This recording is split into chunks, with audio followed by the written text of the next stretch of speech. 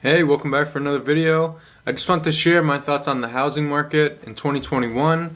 It's April 3rd right now, and I just came back from an open house, and there were two agents there bragging about how the last house one guy sold had 18 offers on it, and the one he sold before that had 25 offers on it.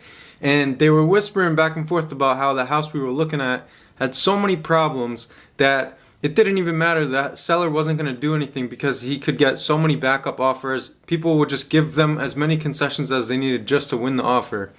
And the house on the inside, it was bad condition. I've been looking at properties for about 3 years now, but they wanted just top dollar for this garbage, and it was really discouraging.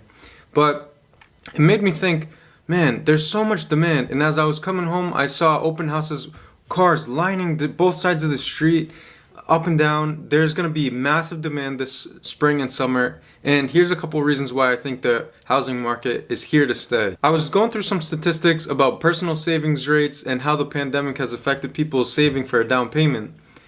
Last year in March, the personal savings rate in the US was about 11%. In April of 2020, their savings have skyrocketed to 32% from 11% in just 1 month.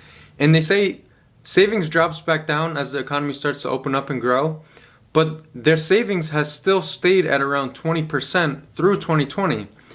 So from 11 to 12% in 2020, in the beginning of 2020, to 20% for the rest of the year. And the most recent statistic I could find in 2021 was in January, it's still at 20.5%.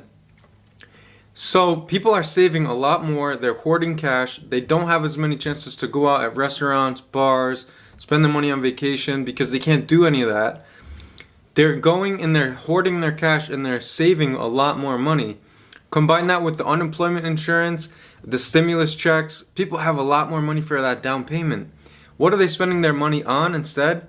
Home renovations, paying down debt, building equity in their house as they improve, and that's going to increase their chances to have more money available if they refinance, or if they have extra equity for a home equity line of credit.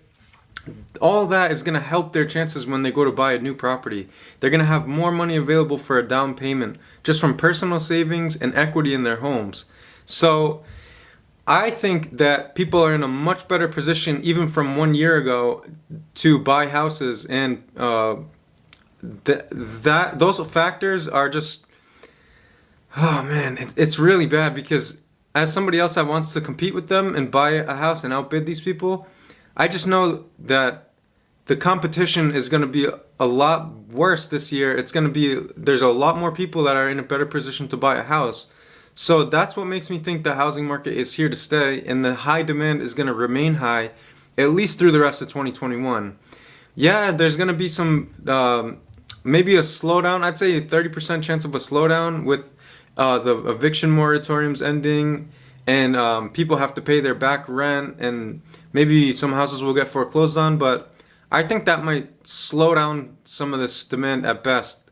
It's not going to make the supply shoot way up in lower prices.